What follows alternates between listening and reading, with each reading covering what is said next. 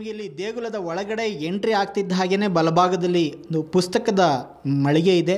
ಇಲ್ಲಿ ಆಧ್ಯಾತ್ಮಿಕ ಮತ್ತು ನಾರಾಯಣ ಗುರುಗಳ ಬಗ್ಗೆ ಹಲವಾರು ಪುಸ್ತಕಗಳು ನಿಮಗೆ ಸಿಗುತ್ತೆ.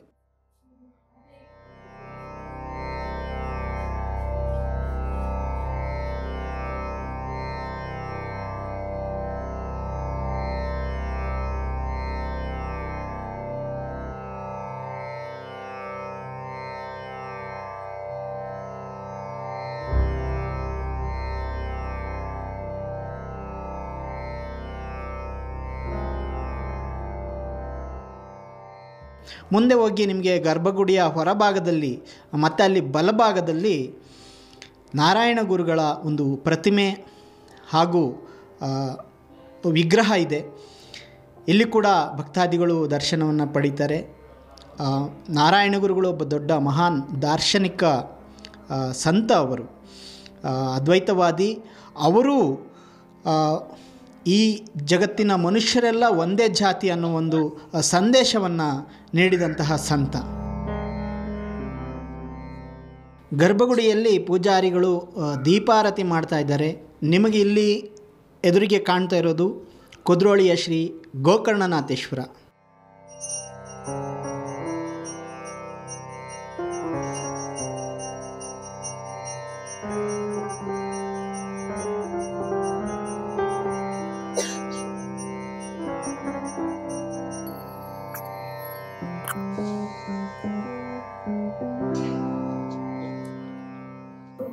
ಹಾಗೆ ಮಾಡಂತಹ ಉದ್ಯೋಗದಲ್ಲಿ ಒಳ್ಳೆ ರೀತಿ ಅಭಿವೃದ್ಧಿ ಆಗಬೇಕು ಅನ್ನೋದನ್ನ ಒಳ್ಳೆ ರೀತಿ ನಡೆಸ್ಕೊಂಡು ಒಳ್ಳೆ ಆಯುಷು, ಆರೋಗ್ಯ, ಸುಖ, ಶಾಂತಿ, ನೆಮ್ಮದಿ, ಮಕ್ಕಳಿಗೆ ಕೂಡ ಒಳ್ಳೆ ರೀತಿಯ ಬಂಧುಗಳು ಒಳ್ಳೆ ಆರೋಗ್ಯ ಆಗಿರೋ ತಂದೆ ತಾಯಿಗೆ ಒಳ್ಳೆ ಆಗಿನ ಕೊಟ್ಟು ಮುಂದೆ ಸಮಾಜದಲ್ಲಿ ಒಳ್ಳೆ ರೀತಿಯ ಸ್ಥಾನ ಪ್ರಾಪ್ತಿಗೊಳಿಸಿ ಒಳ್ಳೆ ರೀತಿ ಅಭಿವೃದ್ಧಿ ಮಾಡಿಕೊಳ್ಳಿ.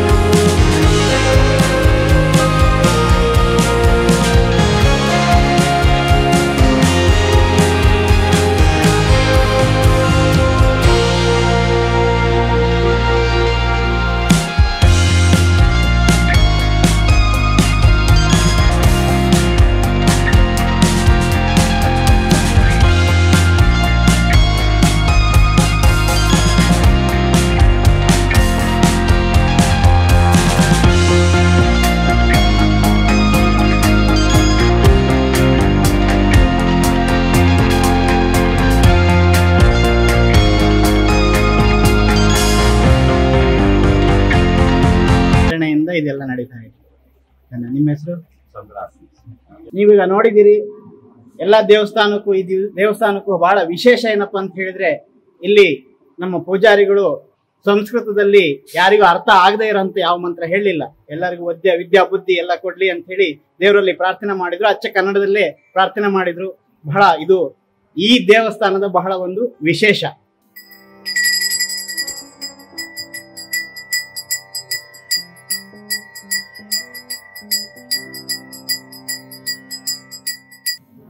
ಭಕ್ತಿಪೂರ್ವಕವಾಗಿ ಮಾಡಂತಹ ಸೇವೆಯನ್ನು ಸ್ವೀಕಾರ ಮಾಡಿಕೊಂಡವರಿಗೆ ಬರಂತಹ ಮಾಡಿಕೊಂಡವರಿಗೆ ಪಂಚಮ ಶನಿಯ ಶಾಂತಿ ನೆಮ್ಮದಿಯಾಗಿ ಮಕ್ಕಳಿಗೆ ಒಳ್ಳೆ ವಿದ್ಯೆ ಬುದ್ಧಿ ಒಳ್ಳೆ ರೀತಿಯ ಉದ್ಯೋಗ ಒಳ್ಳೆ ರೀತಿಯಲ್ಲಿ ಕಂಕಣವಾಗಿ ಎಲ್ಲ ಕುಡಿ ಬಂದು ಒಳ್ಳೆ ರೀತಿಯಲ್ಲಿ ಶುಭಕಾರ ಒಳ್ಳೆ ಆರೋಗ್ಯ ಕೊಡುವ ಇಷ್ಟಾರ್ಥನ ಸ್ವಾಮಿ ಒಳ್ಳೆ ರೀತಿ ನಡೆಸಿಕೊಡುತ್ತಾರೆ.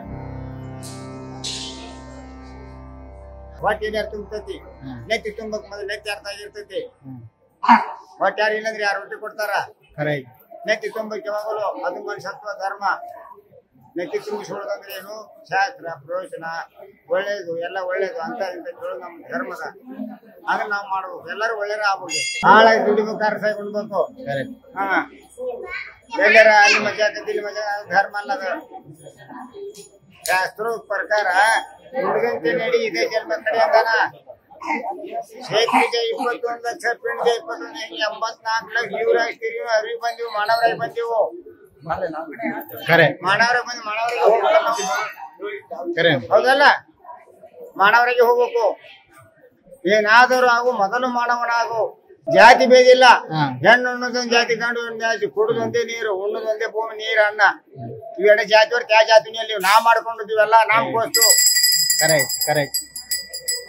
ಎಲ್ಲಾರ ಮೈಯಾಗ ರಕ್ತ ಒಂದೈತಿ, ಬೇರಿಲ್ಲ. 6 ಶಾಸ್ತ್ರ 18 ಪುರಾಣ ಏನ್ ಹೇಳ್ತಾವು? ಎಲ್ಲರಿಗೂ ಒಳ್ಳೇದಾಗ್ರಿ, ಒಳ್ಳೇದ್ ಮಾಡ್ಕೋಬೇಕು ಅಂತ ಬೇಡ್ಬೇಕು ನಾವು. ಅದು ಮುಖ್ಯ ಹೋಗಲು, ಅದು ನಮ್ ಧರ್ಮ. ದೇವ್ರೇ ಕುಂತಾರ, ಬಡ್ಗ ಕೈಯಾಗ ಸಿಕ್ಕು, ಗಟ್ಟಿ ಮುಳುಕ ದೇವ್ರ ಮೂರ್ತಿ ಆಗ್ಯಾವ. ಒಡ್ಡಿನ ಕೈ ಸಿಕ್ಕು, ಕಲ್ಲು ಮೂರ್ತಿ ಶಿಲೆ ಆಗೈತಿ. ನಮ್ಮನ್ನ ಯಾರು ಮಾಡ್ಯಾರ? ದೇವ್ರ ಮಾಡ್ಯಾರ. ತಂದಿದ್ದ ಹೊರ ಜಗತ್ತಿನ ದೇವ್ರ ಎಷ್ಟಿಲ್ಲ. ಇವತ್ತು ನಮ್ಗೋಸ್ಕರ ನಾವು ಬಂದ್ ಮಾಡಿಟ್ಟಾರ. ನಮ್ಮನ್ನ ಯಾರು ಮಾಡ್ಯಾರ? ಭಗವಂತ ನಮ್ಮ ತಂದೆ ತಾಯಿ ಮಾಡ್ಯಾರ. ಈಟಿದ್ದಾನೆ ಹಿಡಿದವ್ರು ನಾಡಿ ಭೂಮಿ ರಕ್ತ ಹರಿಸಿ ಹಡದು 7 ಹಸಿ ಹಾಸಿ ಮಲಿ ಕೊಟ್ಟು ಜಾಯ್ಕ್ ಮಾಡಿ ತಂದೆ ತಾಯಿ ನೋಡಲಿ. ಯಾರು ನೋಡಂಗಿಲ್ಲ ಇದ್ದವ್ರು. ಈಗ ತಾಯಿ ತಂದೆ ಖಾಲಿ ಒದ್ದು ಬರ್ತಾರ. ತಾಯಿ ತಂದೆ ಕಣ್ಣ ತಗೋದಿಲ್ಲ. ಲಗ್ನ ಆಗಾನ ನಾವ್ ಹೊಂಟಿ ನಾವ್ ಪಾಡಿ ಅಂತಾರ. ಜಗತ್ತಿನ ದೇವ್ರ ತಂದೆ ತಾಯಿ ಹೊರ ಕೇಳಿಲ್ಲ. ಕಾಶ ಅಂದ್ರೆ ತಾಯಿ, ರಾಮೇಶ್ವರ ಅಂದ್ರೆ ತಂದೆ. ಇವೆರಡೇ ಜಗತ್ತಿನಾಗ ದೇವ್ರಿದ್ದು. ಒಂದು ಲಿಂಗು ಮಾಡಿಟ್ಟಾರ. ಲಿಂಗು ಬುಡಕ್ ಪರ್ಸ್ಪಟ್ಲ ಐತಿ, ಲಿಂಗುದ್ ಬುಡಕ ಅದು ತಾಯಿದು. ಲಿಂಗು ಏನೈತಿ? ತಂದೆದು 2 ಕೂಡ್ಸಿ ಒಂದು ಮಾಡಿಟ್ಟಾನವ. ಅದ್ರಲ್ಲಿ ನಾವು ಉತ್ಪತ್ತಿ ಆದದ್ದು. ಬಟ್ ಹಂಗ ನಾವೆಲ್ಲ ಹೇಳಿ ಮಜಾ ಮಾಡೋಕೆ ಅಂದ್ರೆ ಅಲ್ಲ. ಯಾವಾಗಲೂ ನಮ್ಮ ದಾರಿ ಸಾಗಬೇಕು. ಅವ್ರ ದಾರ್ಯಾಗ ಅದು ಮನುಷ್ಯತ್ವ ಮುಖ್ಯ ಐತಿ. ಬಸಪ್ಪ ಪರಮಪ್ಪ ಮಣ್ಣಿ ಸಂಗಾಪುರ. ನೀವು ಇಲ್ಲಿ ನೋಡ್ತಾ ಇದ್ದೀರಾ, ಒಗ್ಗಟ್ಟಿನಿಂದ ಬಲಯುತರಾಗಿ, ವಿದ್ಯೆಯಿಂದ ಸ್ವತಂತ್ರರಾಗಿ ಅಂತ ನಾರಾಯಣ ಗುರು ಹೇಳಿದಂತಹ ಒಂದು ವಾಕ್ಯವನ್ನು ಕೂಡ ಇಲ್ಲಿ ಬರ್ತಿದ್ದಾರೆ.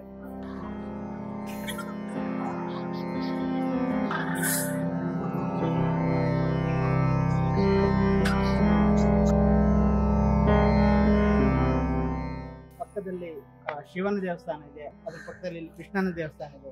ನಾವೀಗ ಒಂದು ರೌಂಡ್ ದೇವಸ್ಥಾನದ ಸುತ್ತ ಹೋಗಿ ಬರೋಣ. ಅರಳಿ ಮರ, ಪೀಪಲ್ ಟ್ರೀ.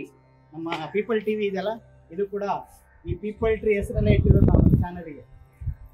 ನಮ್ಮ ಭಾರತದ ಒಂದು ಸಂಸ್ಕೃತಿ ಒಳಗಡೆ ಎಲ್ಲ ಧರ್ಮಗಳಲ್ಲೂ ಕೂಡ ಈ ಒಂದು ಪೀಪಲ್ ಟ್ರೀ ಅಂದ್ರೆ ಅರಳಿ ಮರಕ್ಕೆ ಬಹಳ ವಿಶೇಷ ಇದೆ. ಯಾಕಂತ ಹೇಳಿದ್ರೆ ಇದು ಸುಮಾರು 7-8 ಸಾವಿರ ವರ್ಷಗಳ ಹಿಂದನೂ ಕೂಡ ಈ ಪೀಪಲ್ ಅಥವಾ ಅರಳಿ ಮರವನ್ನ ನಮ್ಮ ಜನ ಪೂಜೆ ಮಾಡ್ಕೊಂಡು ಬರ್ತಾ ಇದ್ದಾರೆ. ಇದು ಒಂದು ಅವೈದಿಕ ಸಂಸ್ಕೃತಿ ಭಾಗವಾಗಿ ನಮ್ಮ ಒಂದು ಸಂಸ್ಕೃತಿ ಒಳಗಡೆ, ನಮ್ಮ ಪರಂಪರೆ ಒಳಗಡೆ ಬೆರೆತು ಹೋಗಿರತಕ್ಕಂತಹ ಒಂದು ಸಿಂಬಲ್ ಇದು.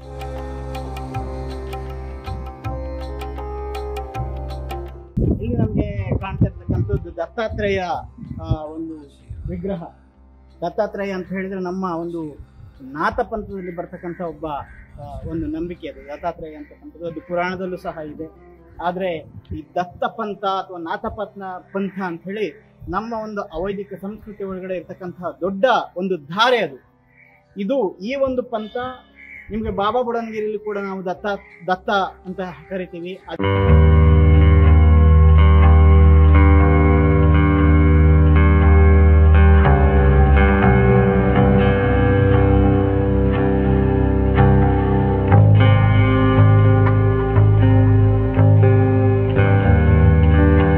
ಮತ್ತೆ ಇವೆಲ್ಲ ಕೂಡ ಈ ಒಂದು ನಾಥ ಪಂಥದಲ್ಲಿ ಬರ್ತಕ್ಕಂತಹ ಪುರುಷರು ಅಂತ ಹೇಳ್ಬೋದು.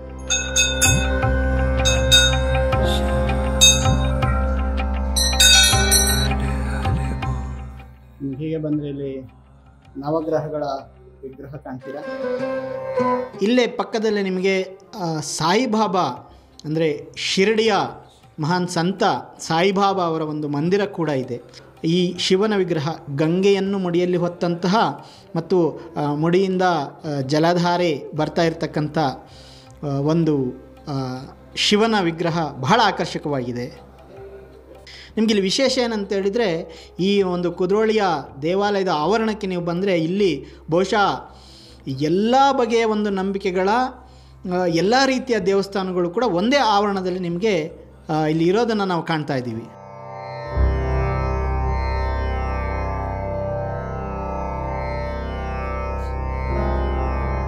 ದೊಡ್ಡ ಗುಡಿ ಒಳಗಡೆ ಇರ್ತಕ್ಕಂಥ ಚಿಕ್ಕ ಚಿಕ್ಕ ದೇವರ ವಿಗ್ರಹಗಳು. ಇಲ್ಲೇ ನಿಮಗೆ ಮತ್ತೊಂದು ಹನುಮಾನ್ ಗುಡಿ ಕೂಡ ಇಲ್ಲಿದೆ ನೋಡಿ.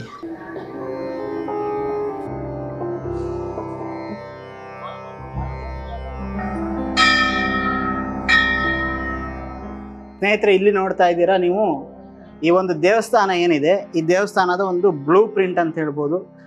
ಇಲ್ಲಿ ಒಂದು ಕಡೆ ನಾರಾಯಣ ಗುರುಗಳಿದ್ದಾರೆ, ಇನ್ನೊಂದು ಕಡೆ ಇಡೀ ಹೇಗಿದೆಯೋ ದೇವಸ್ಥಾನ ಅದರ ಒಂದು ಪ್ರತಿರೂಪ ಇಲ್ಲಿ ಮಾಡಿಟ್ಟಿದ್ದಾರೆ ಮರದಲ್ಲಿ. ಪ್ರಿಯ ವೀಕ್ಷಕರೇ, ನಾವು ನಮ್ಮ ಕರ್ನಾಟಕದ ಕರಾವಳಿಯ ಇತಿಹಾಸವನ್ನು ನೋಡಿದಾಗ ಇಲ್ಲಿ ಬಹಳ ಕಾಲ ಉತ್ತಮ ಸ್ಥಿತಿಯಲ್ಲಿದ್ದಂತಹ ಬಿಲ್ಲವ ಸಮುದಾಯ, ಅವರಿಗೆ ಪೂಜಾರಿಗಳು ಅಂತ ಕರೀತಾರೆ. ಈ ಸಮುದಾಯ ಒಂದು ಕಾಲಘಟ್ಟದಲ್ಲಿ ಸವರ್ಣೀಯರು ಅಂತಕ್ಕಂತಹ ಕರ್ಕೊಂಡವರಿಂದ ಒಂದು ರೀತಿ ಅಸಮಾನತೆಯನ್ನು, ತಾರತಮ್ಯವನ್ನು ಅನುಭವಿಸುವ ಸ್ಥಿತಿ ಬರುತ್ತೆ. ಇದರ ಬಗ್ಗೆ ಬಹಳ ಒಂದು ಪ್ರತಿರೋಧಗಳು ಬರುತ್ತೆ. 1869 ಇಸ್ವಿನಲ್ಲಿ ಎಂ ಅರಸಪ್ಪ ಅನ್ನುವ ಈ ಸಮುದಾಯದ ಮುಖಂಡರು ಸುಮಾರು 5,000 ಬಿಲ್ಲವರನ್ನು ಸೇರಿಸಿ ತಮ್ಮ ಸಮುದಾಯದ ಮೇಲೆ ಆಗ್ತಕ್ಕಂತಹ ಈ ಅನ್ಯಾಯವನ್ನು ವಿರೋಧಿಸಿ ಸಭೆ ನಡೆಸ್ತಾರೆ. ಆನಂತರ ಅಲ್ಲಿ 1865ರಲ್ಲಿ ಇಲ್ಲೇ ಮಂಗಳೂರಿನ ಪಕ್ಕ ಇರ್ತಕ್ಕಂಥ ಕದ್ರಿಯ ನಾಥಪಂಥದ ಕದ್ರಿಯ ಮಂಜುನಾಥ ದೇವಸ್ಥಾನಕ್ಕೆ, ಯಾಕಂದರೆ ಪರಂಪರೆಯಲ್ಲಿ ಬಿಲ್ಲವರಿಗೂ ಮತ್ತು ಅಲ್ಲಿಯ ದೇವಸ್ಥಾನಕ್ಕೂ ಬಹಳ ಸಂಬಂಧ ಇತ್ತು. ಆದರೆ ಅಲ್ಲಿಗೆ ಪ್ರವೇಶಕ್ಕೋಸ್ಕರ ಒಂದು ನ್ಯಾಯಾಲಯದಲ್ಲಿ ಕೋರ್ಟ್ಗೆ ಹೋಗಿ ದಾವೆಯನ್ನು ಹೂಡ್ತಕ್ಕಂಥ ಸ್ಥಿತಿ ಬರುತ್ತೆ. ಆದರೆ ಅದ್ರ ಪ್ರಯೋಜನ ಆಗೋದಿಲ್ಲ. ಹಾಗೆಯೇ 1943ನೇ ಇಸ್ವಿಯಷ್ಟೊತ್ತಿಗೆ ಪಣಂಬೂರಿನ ನಂದನೇಶ್ವರ ದೇವಸ್ಥಾನದಲ್ಲೂ ಕೂಡ ನಮಗೆ ಪ್ರವೇಶ ಮಾಡಬೇಕು ಅಂಥೇಳಿ, ಪ್ರವೇಶ ನಮಗೆ ಕೊಡಬೇಕು ಅಂಥೇಳಿ ಬಿಲ್ಲವರು ದಾವೆಯನ್ನು ಹೂಡ್ತಾರೆ. ಇಂತಹ ಒಂದು ಸಾಮಾಜಿಕ ತಾರತಮ್ಯಕ್ಕೆ ಒಳಗಾದಂತಹ ಬಿಲ್ಲವರು ನಾರಾಯಣ ಗುರುಗಳ ನೇತೃತ್ವದಲ್ಲಿ ಒಂದು ಹೊಸ ಯೋಚನೆಗಳನ್ನು ಶುರು ಮಾಡ್ತಾರೆ. 1908ನೇ ಇಸ್ವಿನಲ್ಲಿ ಮಂಗಳೂರಿನ ಕೆಲವು ಬಿಲ್ಲವ ಮುಖಂಡರು ಸಭೆ ಸೇರಿಕೊಂಡು ನಾರಾಯಣ ಗುರುಗಳನ್ನೇ ಖುದ್ದಾಗಿ ಮಂಗಳೂರಿಗೆ ಕರೆತರಬೇಕು ಅಂಥೇಳಿ ತೀರ್ಮಾನ ಮಾಡಿ ಅಲ್ಲಿ ಹೊಯ್ಗೆ ಬಜಾರ್ ಕೊರಗಪ್ಪ, ಶೆಡ್ಡೆ ಸೋಮಯ್ಯ ಮೇಸ್ತ್ರಿ, ಐತಪ್ಪ ಪೂಜಾರಿ, ಅಮ್ಮಣ ಮೇಸ್ತ್ರಿ, ಕಾಂಟ್ರಾಕ್ಟರ್ ಧೂಮಪ್ಪ ಇವರೆಲ್ಲ ಬಿಲ್ಲವ ಮುಖಂಡರು ಕೇರಳಕ್ಕೆ ಹೋಗಿ ಗುರು ನಾರಾಯಣ ಗುರುಗಳನ್ನು ಇಲ್ಲಿಗೆ ಕರ್ಕೊಂಡು ಬರ್ತಾರೆ. 1908ರಲ್ಲಿ ನಾರಾಯಣ ಗುರುಗಳು ಮಂಗಳೂರಿಗೆ ಬರ್ತಾರೆ. ಅವರನ್ನು ಬಂದಾಗ ಬಹಳ ಸಂಭ್ರಮದಿಂದ ಸಾವಿರಾರು ಜನ ಸೇರಿ ಸ್ವಾಗತಿಸ್ತಾರೆ. ನಾರಾಯಣ ಗುರುಗಳು ಇಲ್ಲಿನ ಬಿಲ್ಲವರ ಸ್ಥಿತಿಯನ್ನು ಕಂಡು ಮರಗುತ್ತಾರೆ. ಆ ಸಂದರ್ಭದಲ್ಲಿ ಅವರಿಗೆ ಒಂದು ಸ್ವಾಭಿಮಾನದ ಮತ್ತು ವಿದ್ಯಾಭ್ಯಾಸಕ್ಕೆ ಹೆಚ್ಚು ಒತ್ತು ಕೊಡಬೇಕು, ಹಾಗೆಯೇ ನೀವು ಒಂದು ಕೈಗಾರಿಕೆಗಳನ್ನು ಸ್ಥಾಪನೆ ಮಾಡಬೇಕು, ಉದ್ಯಮಗಳನ್ನು ಸ್ಥಾಪನೆ ಮಾಡಬೇಕು, ಸಂಘಟಿತರಾಗಬೇಕು ಅನ್ನೋ ಒಂದು ತಿಳುವಳಿಕೆಯನ್ನು ನೀಡ್ತಾರೆ. ಈ ಸಂದರ್ಭದಲ್ಲಿ ನಮಗೊಂದು ದೇವಸ್ಥಾನ ಬೇಕು ಅಂತ ನಮಗೆ, ಯಾಕಂತೇಳಿದರೆ ಈ ಸವರ್ಣೀಯರು ನಮ್ಮನ್ನು ದೇವಸ್ಥಾನದೊಳಗಡೆ ಬಿಡ್ತಾ ಇಲ್ಲ ಅಂತ ಹೇಳಿದಾಗ ನಾರಾಯಣ ಗುರುಗಳು ಅವರಿಗೆ ನೀವೇ ಒಂದು ಶಿವನ ದೇವಸ್ಥಾನವನ್ನು ಕಟ್ಕೊಳ್ಳಿ ಅಂತ ಹೇಳಿದಾಗ ಆವಾಗ ಈ ಲೀಡರ್ಗಳೆಲ್ಲ ಒಂದು ಜಾಗವನ್ನು ಹುಡುಕ್ತಾರೆ. ಮಂಗಳೂರಿನ ಕಾಪೇರಿ ಗುಡ್ಡೆ ಅನ್ನೋ ಒಂದು ಜಾಗದಲ್ಲಿ ಕಟ್ಬೋದು ಅಂಥೇಳಿ. ಆದರೆ ಕುದ್ರೋಳಿಲಿರ್ತಕ್ಕಂಥ ಒಂದು ಸ್ಮಶಾನದ ಜಾಗದಲ್ಲಿ ಸ್ಮಶಾನ ಶಿವನಿಗೆ ಬಹಳ ಪ್ರಿಯವಾದದ್ದು. ಹಾಗಾಗಿ ಇದರ ಪಕ್ಕ ಹತ್ತಿರದಲ್ಲಿ ನೀವು ದೇವಸ್ಥಾನವನ್ನು ಕಟ್ಕೊಳ್ಳಿ ಅನ್ನೋ ಒಂದು ಸಲಹೆಯನ್ನು ನಾರಾಯಣ ಗುರುಗಳು ನೀಡ್ತಾರೆ. ಇದರ ಪ್ರಕಾರವಾಗಿ ಕುದ್ರೋಳಿಯ ದೇವಸ್ಥಾನ ಸ್ಥಾಪನೆ ಆಗುತ್ತೆ. ಆರಂಭದಲ್ಲಿ ಅದು ಒಂದು ಚಿಕ್ಕ ದೇವಸ್ಥಾನವಾಗಿತ್ತು. ಆದರೆ ಅವತ್ತು ಹಣಕಾಸಿನ ಸಮಸ್ಯೆ ಇದ್ದ ಸಂದರ್ಭದಲ್ಲಿ ಇದೇ ಸಮುದಾಯದ ಮುಖಂಡರು ಕೊರಗಪ್ಪ ಅನ್ನುವ ಒಬ್ಬ ಬಿಲ್ಲವ ಮುಖಂಡರು, ಒಬ್ಬ ಉದ್ಯಮಿ ಇದಕ್ಕೆ ಆರಂಭಿಕವಾಗಿ ಹಣವನ್ನು ನೀಡ್ತಾರೆ. ಈ ದೇವಸ್ಥಾನವನ್ನು ಕಟ್ಟೋದಕ್ಕೆ ಈ ಮೂಲಕವಾಗಿ ದೇವಸ್ಥಾನದ ಕಟ್ಟುವ ಕೆಲಸ ಶುರುವಾಗುತ್ತೆ.